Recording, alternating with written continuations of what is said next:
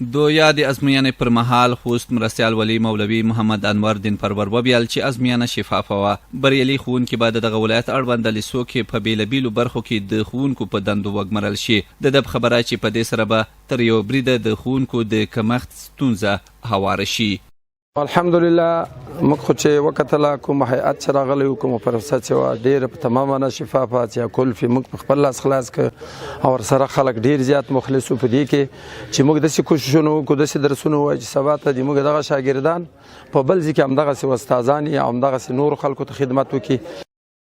د معارف وزارت د ازموینې ملي ادارې څخه د راغلي هیئت په استازیتوب نعمت الله وویل چې په یاد ازموینه کې به 254 تنه د لوړو نمرو اخیستونکي اناس او ذکور بریالي وپېژندل شي چې له هغې وروسته به د ښوونکو په مقدسه دنده وګمرل شي. لومړۍ برخه ده چې په دې ازموینه کې موږ 1203 نمایندان لرو چې دې څخه به 210 ښځینه وي او 1403 وي نارینه.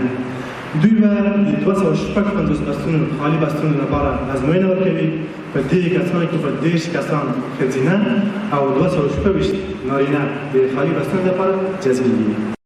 د دغه ولایت د معارف تدریسي مرستیال د خوښۍ په څرګندولو سره وویل چې د 2015 نفرو څخه 1902 د ازموینې لپاره شرط لیست شوي. د ده په خبره یاده پروسه ډېره په شفافیت ترسره کیږي.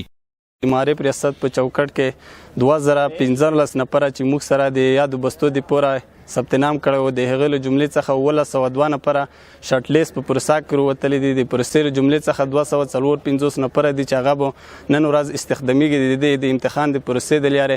الحمدلله دا امتحان چې دی ډېر شفاف دی او داسې ازموینې د نورو وخوستل شي او دا ازموینې چې دی د موږ د پوره ډېره ګټوره دي. په دې سبب د معارف تدریسي بهیر لا ګړندی شي. د دغې ازموینې ګډونوال اسماعیل هم د شفافیت څخه راضي و او غوښتنه یې درلوده چې په دغه ولایت کې د ښوونکو د کمبود ستونزه شته چې اړونده چارواکي یادې ستونزې ته توجه وکړي. د ازموینو کومه کمیټه چې دا ډېره شفافه ده.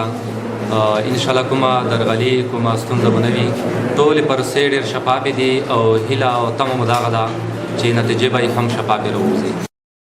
د یادولو ده چې د اسلامي امارت په حاکم کېدو سره په زیات شمېر ولایتونو کې د ښوونکو د کمبود ستونزې د مخنیوي په مخه ورته ازموینې اخیستل شوي چې تر ډېره په یاده برخه کې ستونزو ته رسیدګي شوي.